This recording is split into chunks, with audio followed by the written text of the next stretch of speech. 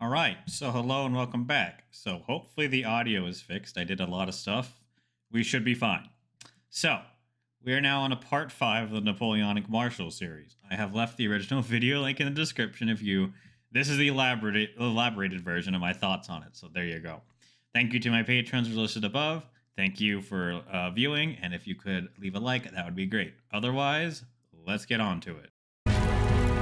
So far, we've met Marshals Perignon, Brune, Serrurier, Kellerman, Grouchy, Moncey, Poniatowski, Jourdan, Bernadotte, Augereau, Lefebvre, Mortier, Marmont, Saint-Cyr, Oudinot, Victor, Murat, Bessières, MacDonald, Massena. And the only one I might have a slight issue with is St. Cyr, maybe 13, maybe move them to 11 or 12, and then move the other ones back. But otherwise, I basically completely agree with this list, not surprisingly. 6. Marshal Suchet. If I had two marshals like Suchet, it would not only have conquered Spain, but kept it. Very good Spanish general. Louis Gabriel Suchet was born in Lyon, the son of a prosperous silk merchant. Plans to join the family business were derailed by the French Revolution. Suchet, an ardent Republican, joined the cavalry of the Lyon National Guard. In 1793, he was elected to lead a volunteer battalion, and at the Siege of Toulon distinguished himself by helping to capture the British commander, General O'Hara. He also made friends with a young Major Bonaparte. Suchet went on to serve under Napoleon in his first brilliant campaign in Italy, fighting at Lodi, Castiglione and Bassano. Transferred to Massena's division, he led his battalion with distinction at Arcole and Rivoli, was wounded twice and promoted colonel. It was in Italy that Suchet learned the most valuable lesson of his career. For troops to be effective, they must be properly paid, clothed and fed, something the French Republic consistently failed to achieve. So he's a logistics guy, my kind of dude, which is very rare for this time, especially all the marshals that we've gone through. So I'm already starting to like this dude. He volunteered for the Guard in 91, and by 93 he was a colonel, so very stupidly fast, and he has no military background, unlike Napoleon, who actually went to military school. Despite proving himself to be an excellent organizer and dependable in battle, Suchet never quite made it into General Bonaparte's inner circle.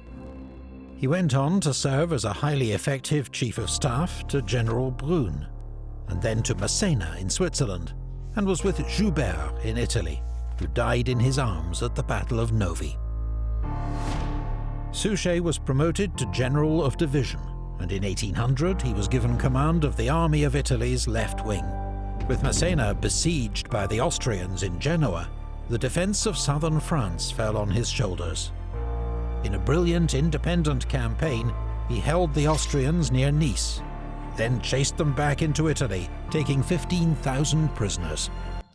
It seems like he's a very effective corps commander as well, which is also very rare, especially for Napoleon's marshals.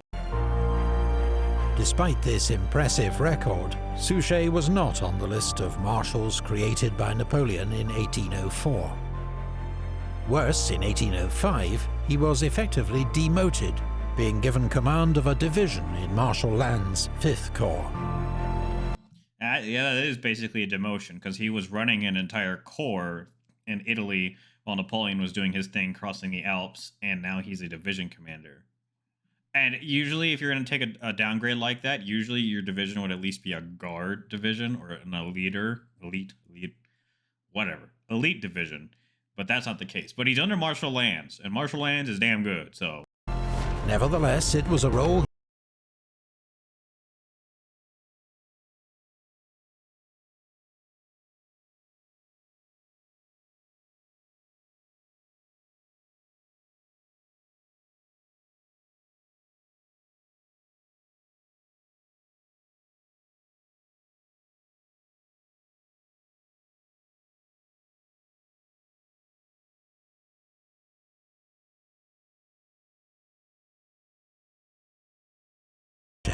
money, titles, but still no marshal's baton. In 1808, Suchet's division was sent to Spain, where he'd spend the next 6 years. His first role was to support the siege of Zaragoza. Then, on Marshal Lannes's recommendation, Napoleon gave him command of 3rd Corps. My boy Lannes coming in again. Love that man. And made him governor of Aragon. Suchet found his troops to be poorly supplied, ill-disciplined, and low in morale. Their first battle together against General Blake's Spanish army ended in a humiliating rout at Alcañiz. Suchet found the drummer who'd started the panic and had him shot in front of the entire corps. He then... Harsh discipline, but he gets the message across, and he did desert. Reorganized his troops and restored discipline and pride with 2 quick victories over the Spanish. He also faced a guerrilla war in Aragon, a popular insurgency driven by hatred of the French invader. Suchet drew on French experience of fighting counter-revolutionary insurgents in the Vendée, and realized that it was only by winning over the civilian population that he'd be able to make progress. He made it his first priority to ensure his own men were properly paid and fed, something almost unheard of for French troops in Spain. That is very unheard of, and it sounds like this man is going to do counterinsurgency before counterinsurgency was a thing, which is very good, especially on him, to do such a thing. He enforced discipline and made sure requisitioned supplies were paid for. He told his troops, "I will look after your well-being, and you, by your discipline, will give security to the inhabitants. You will make them, by your conduct, care for the government of King Joseph." He told the Spanish people, "My troops will not impede your harvests nor overcrowd your cities. They will live in the countryside, ready to protect you. Religion and clergy will be respected." That is very forward thinking of him, and it probably is going to work for his counterinsurgency strategy. One of the main driving factors that was promoted as propaganda in Spain, especially against the French, was they were godless heathens that wanted to destroy the Catholic Church, which isn't necessarily true of Napoleon's era of France, but revolutionary France with, the cult of science and the cult of whatever culture you want to have there, they very much did destroy religion in France, especially of the Catholic Church. So it was seen as a religious war in some aspects for the Spanish. Now he's going to turn this on his head, so now they lose that. Crucially, Suchet also promised protection from the many Spanish guerrilla bands who behaved no better than bandits. His practical and humane approach won respect and brought results. The guerrillas could never be completely defeated, but Suchet made Aragon the safest and best-run region in occupied Spain. He extended French control of eastern Spain with a series of successful sieges at Lérida, Mequinenza, and Tortosa. In June 1811, he took Tarragona. So it seems like he was able to conquer basically the northeastern bit of Spain and actually have it under control without having guerrillas blowing up all of his crap and, losing messengers and all of that good stuff. In June 1811, he took Tarragona. For this victory, Napoleon finally awarded him his Marshal's baton, the only one earned in Spain. And I think rightfully so, probably the only one earned in Spain. Then he moved south. He defeated a larger Spanish force at Saguntum, then took the great city of Valencia, along with 18,000 prisoners and nearly 500 guns. Napoleon rewarded Suchet with the title Duke of Albufera. But the overall situation in Spain was deteriorating steadily. The partisans became better organized and supplied. The British Navy was able to land troops on the coast to make diversionary attacks, while Napoleon withdrew more and more units for his own campaigns in Russia and Germany. Yeah, Suchet was never going to win. Let's not kid ourselves. He was never going to win Spain. What he did do with the resources that he did have is very impressive. I will give him that. But there was no way he was going to salvage Spain, especially with Napoleon going into Russia in 1812. It was fantastic. Stupid.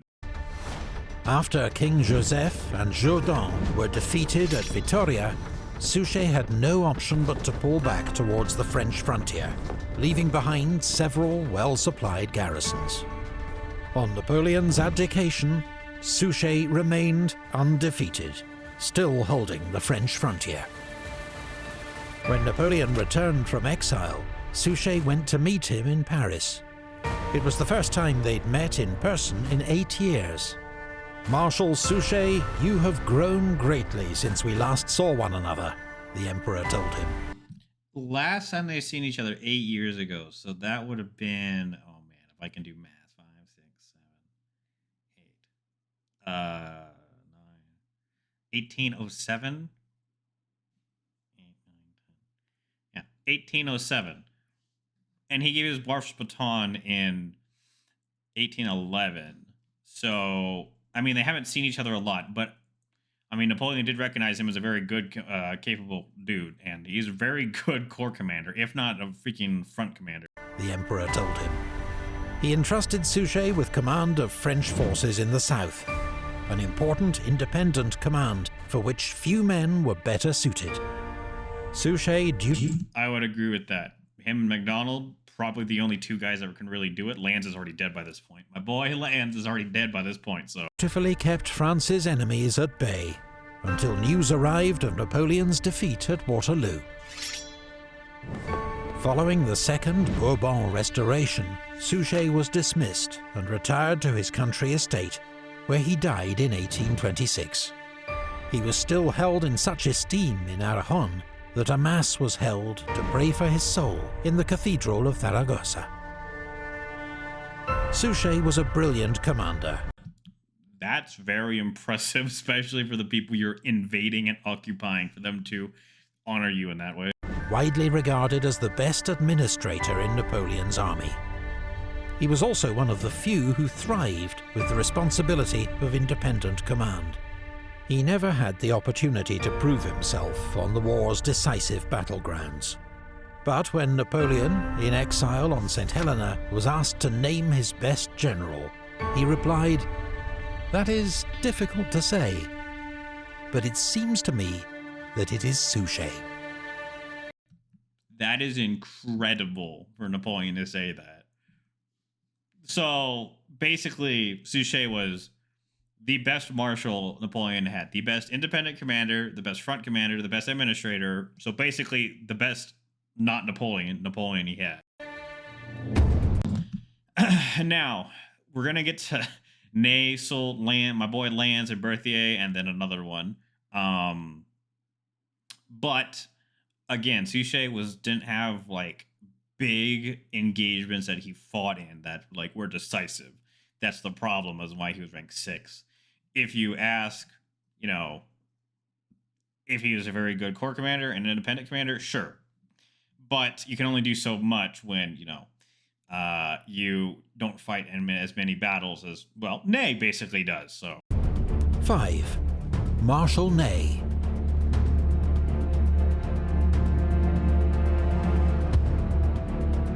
Ney was priceless for his valor, his obstinacy in retreat, so basically stubbornness. He was good for leading 10,000 men. Otherwise, he was a true idiot. I basically kind of agree with Napoleon here. Ney was an amazing corps commander and division commander if led right under Napoleon's boot.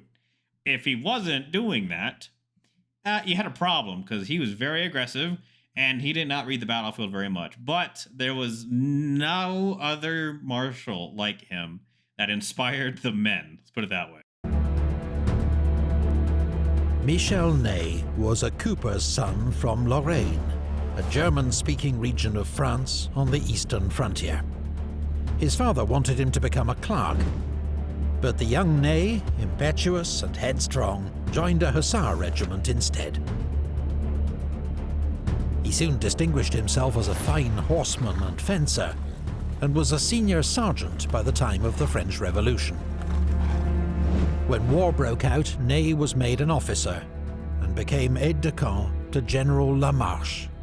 His reports describe Ney as active, brave, and a skilled tactician. Ney served in the Netherlands and on the Rhine, fighting at Valmy, Jemappes, and near Winden. He was seriously wounded once and captured once. Fellow officers nicknamed Ney the Indefatigable. His men preferred Le Rougeau, the ruddy or red-faced. The 30-year-old Ney was now a proven brigade commander, despite refusing promotion more than once, regarding himself as unqualified. That's some damn good self-awareness, Ney. Yeah, probably were. 1799, following glowing reports from General Bernadotte, he finally accepted the rank of General of Division. In 1800, Ney and his division played a major role in General Moreau's great victory over the Austrians at Hohenlinden. This brought him to the attention of France's new first consul, Napoleon Bonaparte, with whom he'd still never served. When they met in Paris, they warmed to each other. Napoleon entrusted Ney the delicate task of imposing his Act of Mediation on Switzerland, which he carried out with swift efficiency.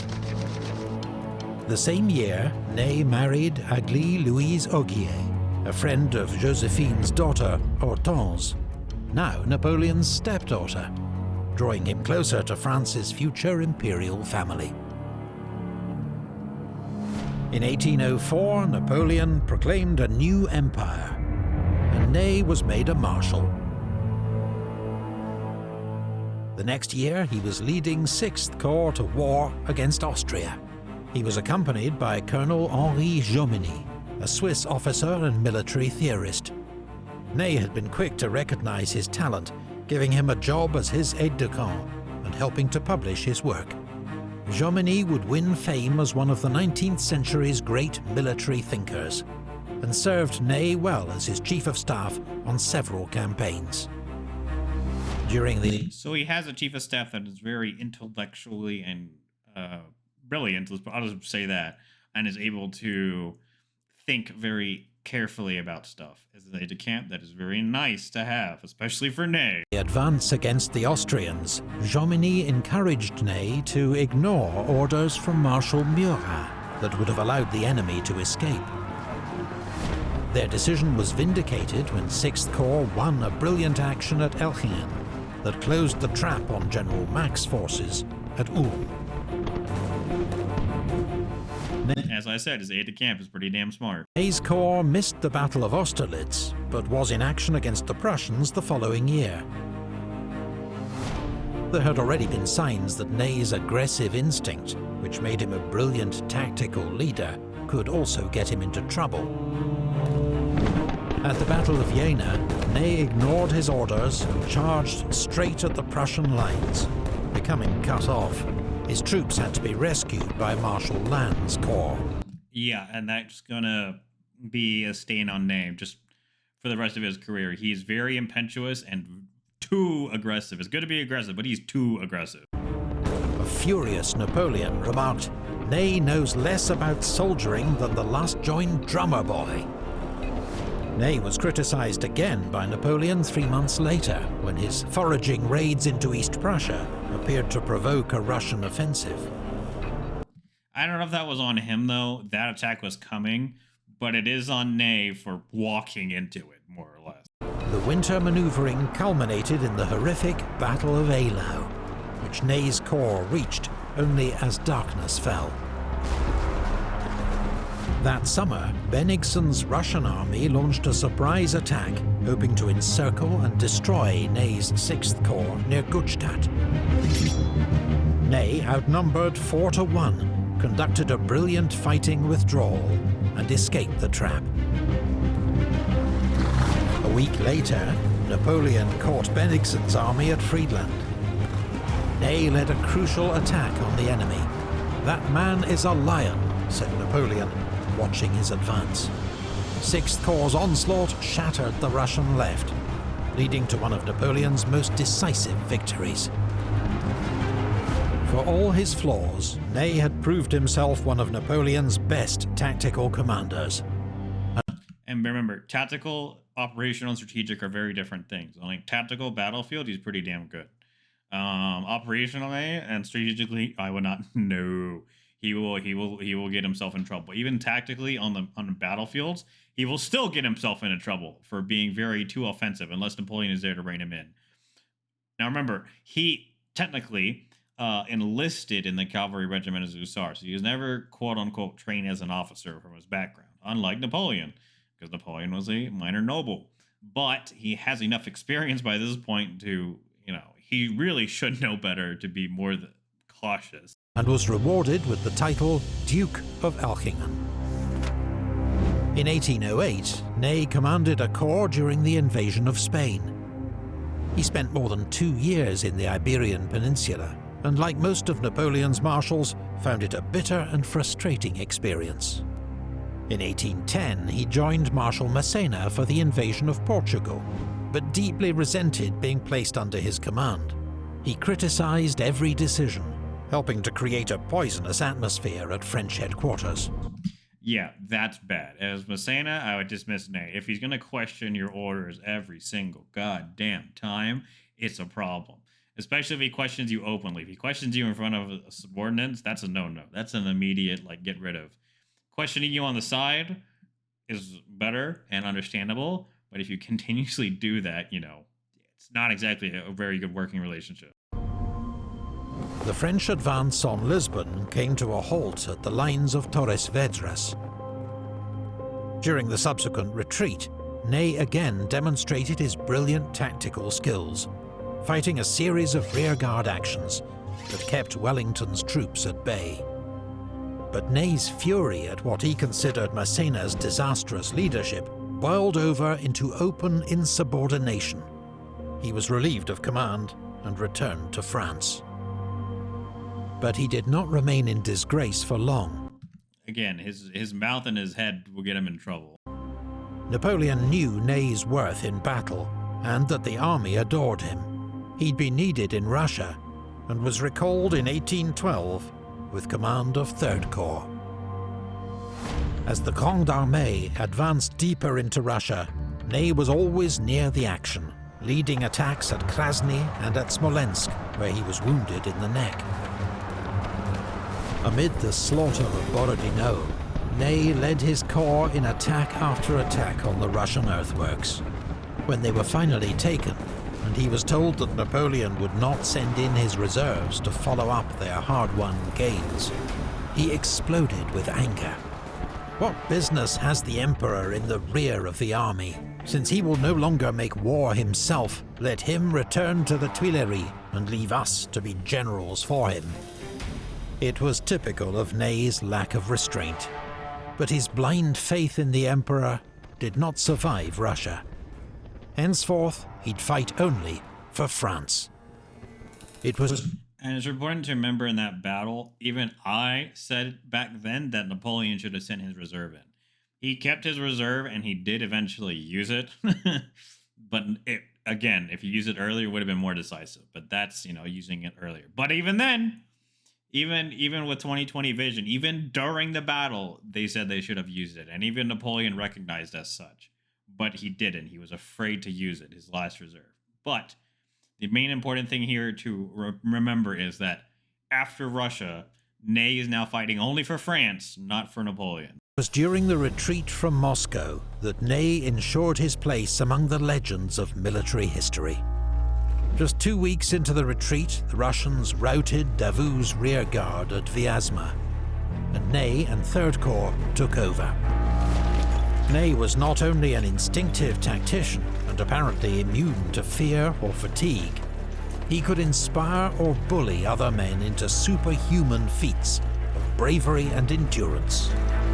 A French officer later recalled, "I can see him still at the spot where the fighting was hottest, speaking to the men, indicating to the generals what positions they should take up, animating all hearts with the confidence that flashed from his glances. He made an effect on me I don't know how to describe. Now, I've had men in my life that actually I look up to very much, and I can tell you that they don't have to say a lot. They just have to tell you something, and it will inspire you.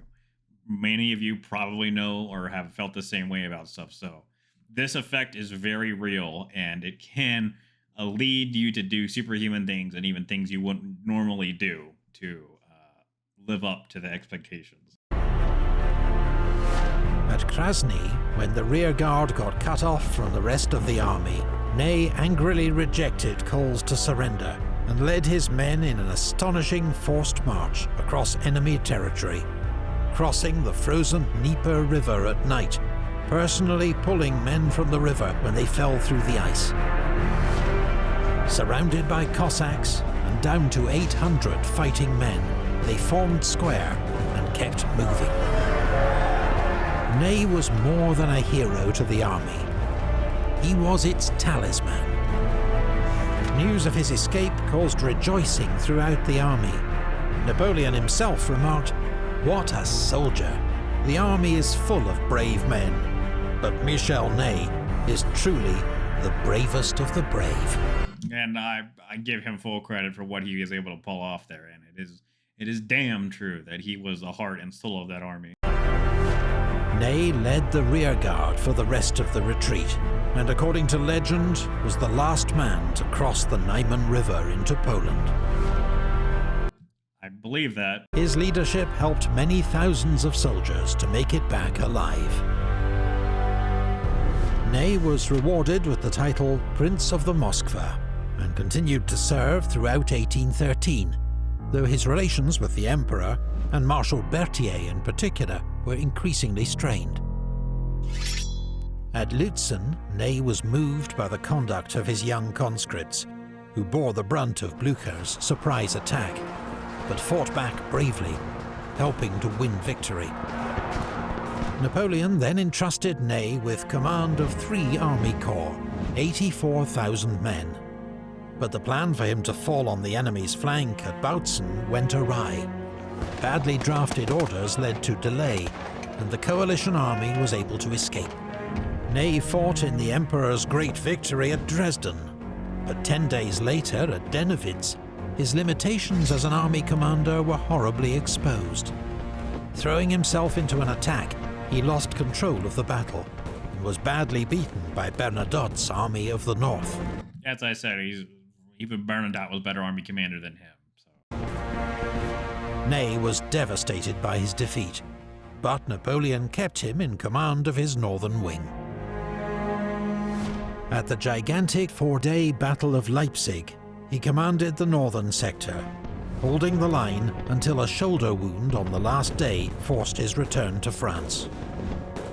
He rejoined the army in 1814 and fought in the defense of France, commanding the Young Guard, and personally leading a bayonet charge at the Battle of Montmirail. And he's commanding the Young Guard, and again, he's fighting for France on French territory, commanding the Young Guard. So, as inspirational as you can possibly get at this point. In April, Ney, outspoken as ever, was among the first to confront Napoleon with the reality of his position and force his abdication. Ney was feted by the restored Bourbon monarchy as France's greatest soldier, but he could not hide his contempt for the returning aristocrats who treated his family with disdain. When the king's niece reduced his wife to tears, Ney confronted her, shouting, "I and others were fighting for France, while you sat sipping tea in English gardens." And he's not wrong. In February 1815, Napoleon escaped from exile on Elba and landed in France. Ney was horrified by the prospect of civil war, and promised the king that he'd bring Napoleon back to Paris in an iron cage. And he's going to be fated, and, well, we're going to find out what happens, but that's going to be one of his death nail. But he soon saw that the army was flocking to Napoleon's banner. When Napoleon appealed to him directly as the hero of Borodino, Ney made the fateful decision to cast in his lot with the Emperor once more.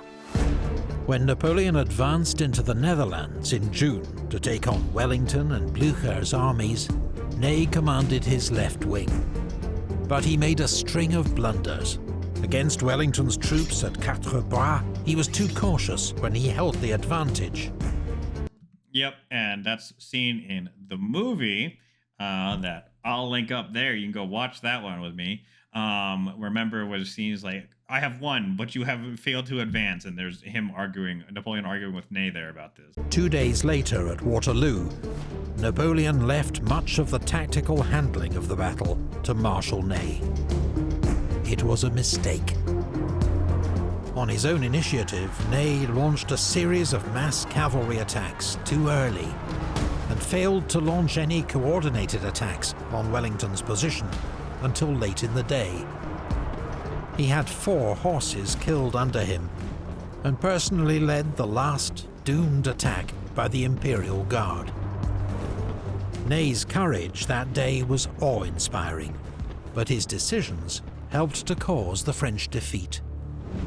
In the aftermath, Ney spurned several chances to flee France and was arrested for treason by the restored monarchy. A military court refused to pass sentence, so his case went to the Chamber of Peers. With the king's allies demanding that an example be made of Ney, the outcome of his trial was never in doubt. It was a show trial. I mean, there's no military courts wouldn't pass judgment on him because he was fighting for France. Now, you could say the king, when he told him he put him in an iron cage and then came back and sided with Napoleon, that he was a traitor. I would agree with that. At that point, you're no longer standing up for France. You were just treated as a traitor. At that point, stripped of titles and everything else. But I don't think I would have executed him just for the sheer fact that he was so popular and that he did, in fact, fight for France for a very long time. 5 of Ney's fellow marshals were among a large majority who voted for the death penalty. And only the rest of the marshals basically voted no. So Kellerman, Marmont, Purion, Sardino, and Victor, because these are all old guys pretty much. And Victor was let's not get into Victor. Anyway, 137 for the death, 17 for exile, 5 abstentions, 1 not guilty. So you could see that this was a show trial, and he was going to get killed either way. On the 7th of December 1815, he was marched into the Luxembourg Gardens in Paris. "Soldiers, when I give the order to fire, fire at the heart," he told the firing squad. "Wait for the order, it will be my last to you. I protest against my condemnation. I have fought 100 battles for France, and not one against her." And that's never, that is the truest statement I've heard from Ney. He never fought a single battle against anyone in France, against the monarchy. No, only against France's enemies. Marshal Ney was among the most inspirational battlefield commanders in history. A born soldier and brilliant tactician, unless his fiery temperament got the better of him. He lacked the confidence for high command, but under the Emperor's supervision, he proved one of the Grande Armée's greatest combat leaders.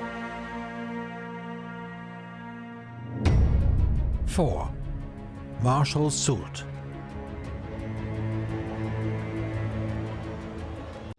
I should have made a great example and had Soult shot. He was the greatest pillager of them all.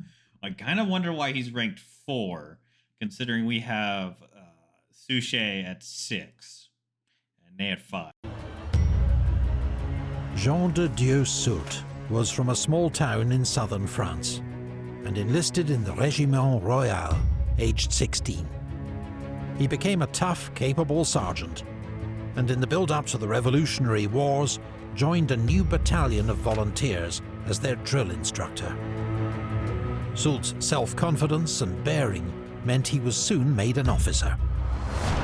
The unit went into action against the Prussians in 1793.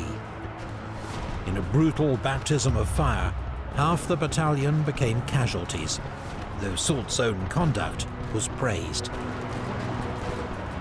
After a spell on the staff of General Hoche, he joined General Lefebvre's crack Vanguard Division. Soult learned much from Lefebvre, a future fellow Marshal, serving first as his Chief of Staff and later as his best brigade commander. Soult's rise from sergeant to brigadier general took less than 3 years. In the process, he won a reputation as an organized and decisive commander and brilliant tactician. By the way, Sergeant General in 3 years, stupid fast, but you know. He also began a bitter, long-lasting feud with another rising star, General Marshal Ney. In 1799, Soult established himself as one of France's best divisional commanders, fighting under Massena's command at the Battle of Zurich. He was then put in charge of 3 divisions to pursue General Suvorov through the Alps, proving his ability for high command. In his report to France's new First Consul, Napoleon Bonaparte, Massena wrote, "For judgment and courage, Soult has scarcely a superior." The next year, Soult and Massena were besieged in Genoa. Soult led a series of daring raids on the Austrian lines, until he was shot in the knee and captured. He was robbed and spent days in agony in a filthy hospital, an episode that may explain Soult's later reluctance to lead from the front. That would explain it. A very bad knee injury that is infected. Yeah, probably can't walk very well after that for the rest of his life. On his return to Paris, Soult received a hero's welcome from Napoleon. His rewards included an honorary rank as Colonel General in the Consular Guard, plus command of troops assembled at Saint-Omer for Napoleon's planned invasion of England. Soult, the old drill instructor, imposed strict discipline and trained his men hard, earning the nickname Bras de Fer, Iron Arm. Even Napoleon wondered if he was being too severe, to which Soult replied, "Those that can't handle what I myself endure will be left behind in the depots. Those that can will be fit to conquer the world." And he's not wrong. Again, we have to think back then. The modern day training and stuff that we have did not exist back then. It really wasn't training what you would consider training today. So he probably actually implemented something. I'll just give it to akin to like half the Roman training that they actually did, after the era of the Roman Empire. So probably pretty, at least decently good troops now. In 1804, Napoleon proclaimed his new empire, and Soult received his Marshal's baton. The next year, his impeccably drilled troops became 4th Corps, the largest corps of the Grande Armée, and marched east to take on the Third Coalition. That December at Austerlitz, Napoleon entrusted Soult's corps with the main attack on the enemy centre. As he issued his final orders to his marshals, the Emperor turned to Soult last and said, "As for you, Soult, I say only, act as you always do." That shows you the level of trust he has in Soult, which is very high. 4th Corps' attack was the decisive blow of the battle, though its success owed much to Soult's exceptional divisional commanders, Saint-Hilaire and Van Damme.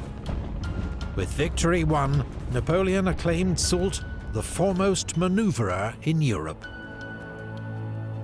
However, it was observed that Soult was now less inclined to expose himself to enemy fire, taking a more managerial approach to command, though his planning, organization, and tactical instinct remained superb.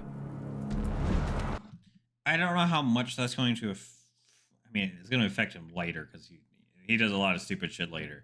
But actually not being in the front, well, 1, doesn't inspire your men, but 2, it also means he doesn't get shot again and taken out of the battle. As we've gone through the series, getting shot and taken out of the battle is a death sentence for the entire army or whatever you're commanding. That's it, it's gone. And then your second doesn't know what's going on, which, fun fact, they usually don't. It crumbles very fast. So I see his point of staying back. Again, Napoleon stayed back a lot of the damn time, okay? Most of the time. In his early years, he was on the front, but most of the time he was at the back. especially for basically after the 1800 after. The next year, Soult's corps played an important role at the Battle of Jena, and in the pursuit of the defeated Prussian army that followed. In the brutal winter battle at Eylau, his troops held the centre of the line. Soult's relationship with Napoleon was excellent, and the Emperor frequently turned to him for advice, much to Marshal Berthier's annoyance. In 1808, Soult was ennobled as the Duke of Dalmatia, and later that year led a corps in Napoleon's invasion of Spain. When the Emperor returned to France, he entrusted the pursuit of the British army to Marshal Soult. The British nicknamed Soult the Duke of Damnation, and he harried them through the mountains of Galicia to La Coruña. But in battle, he could not break their lines, nor prevent their escape by sea. Soult then marched south and occupied Porto, where rumours began that he was considering crowning himself King of Portugal. Whether the rumours were serious or not, in May the British and Portuguese took Soult by surprise and drove him out of Portugal with heavy loss in men and supplies. It seems by around 1809, or basically when Soult goes into Spain, he loses whatever he had gained previously. And we're just going to keep seeing that. This was the most ignominious chapter of Soult's mixed record in the peninsula. 5 years that saw sparks of brilliance, but also missed chances, shocking avarice, and a reluctance to cooperate with other commanders. Later in 1809, Soult replaced Marshal Jourdan as King Joseph's chief military advisor, and led French forces to a crushing victory over the Spanish at Ocaña. He then oversaw the French occupation of southern Spain. Appointed governor of Andalusia, Soult administered the region with cold efficiency from his headquarters at Seville, though avoiding harsh measures where possible. He lived in royal style and notoriously looted Spanish churches on such a scale that he soon amassed one of the great art collections in Europe, worth an estimated 1.5 million francs. God, Jesus. All right, so $250 million relative to today, so 1.5 million francs back then is even, we can't even do equivalencies, okay? 250 million, quote unquote equivalency. No.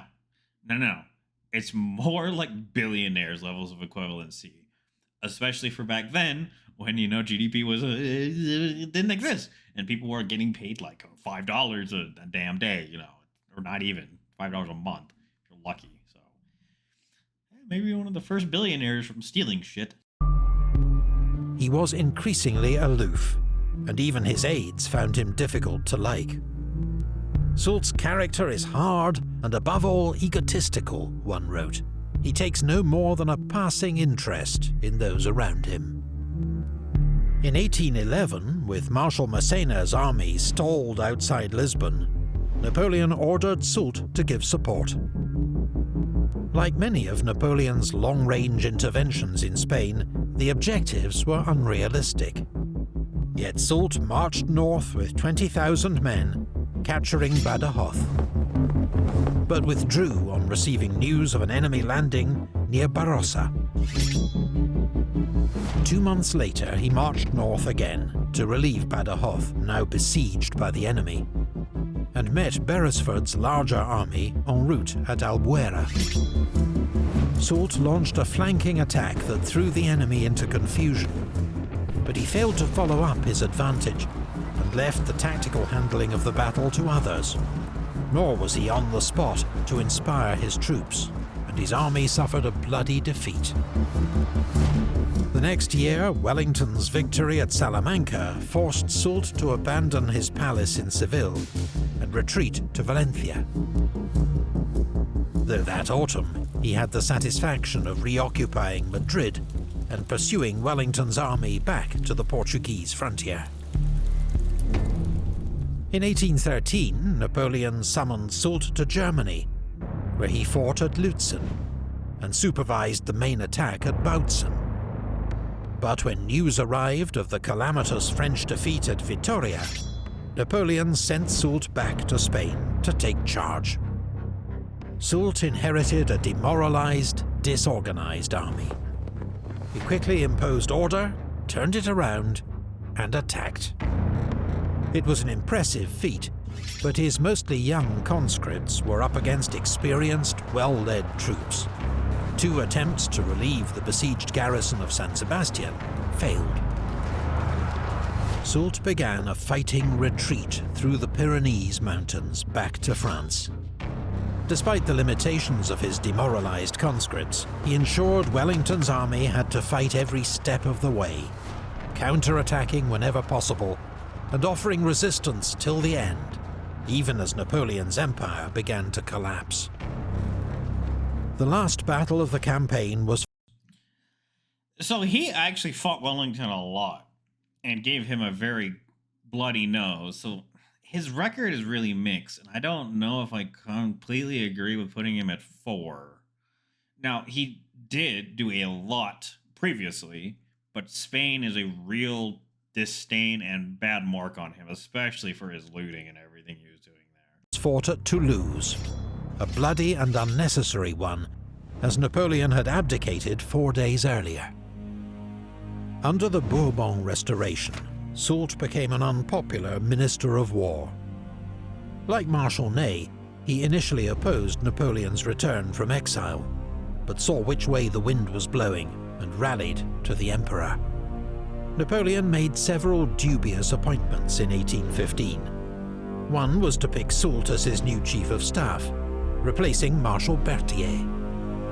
Not only did this waste Soult's command abilities, since his new role was merely to implement Napoleon's orders, Soult also inherited a complex staff system of Berthier's own devising. Crucial...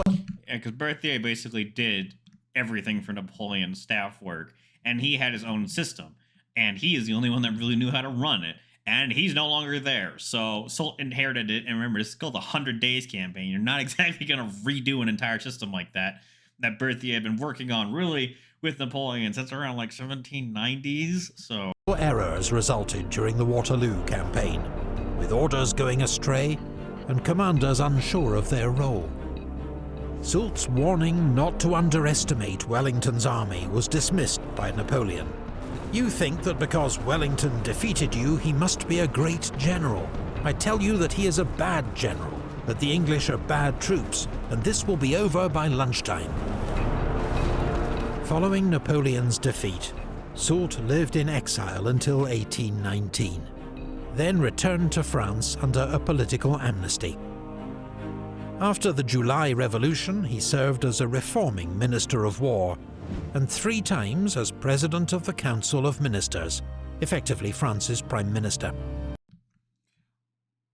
There we go. So he actually is one of the longest lived marshals until 1851. That's 20 years, not like 19 years before the freaking Franco-Prussian War. He lived a very long time after the Napoleonic Wars, and even became Prime Minister, so. He also became the Grand Old Man of the French army, elevated to Commander-in-Chief with the exalted rank of Marshal General of France. Soult died aged 82 in the same town where he was born, known today as Saint-Amand-Soult. Soult's record as a marshal was mixed. A brilliant and intelligent organizer whose ability to deliver a master stroke or inspire his troops to victory waned with time. Yet he was one of the few marshals that Napoleon could trust with a large independent command, a quality he needed desperately, but found in short supply. Going off of his record, I don't think he's 4th. I think he's 6th. I think Suchet should have been ranked 5th and Ney 4th, if we're going off of this. Soult, he did have an extensive record, but that extensive record really meant he got his ass kicked in Spain and continued to wane in his years. I don't particularly agree with 4th place for him.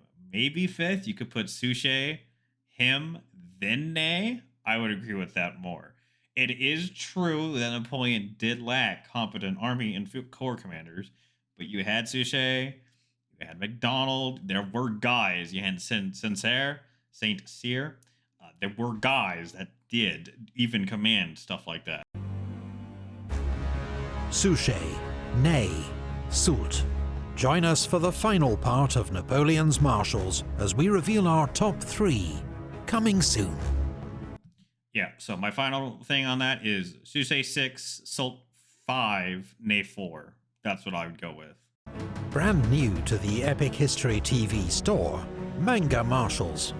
We have 10 of the best available as mugs and stickers in the merch store now. Check the video description for a link. You should probably go get those. So otherwise, thank you guys for watching the video. Hopefully audio was fixed. Please leave a like. Otherwise, up there is the final part if it is out, and go click on that and let's finish this series up. Otherwise, you people have a good day. Bye bye.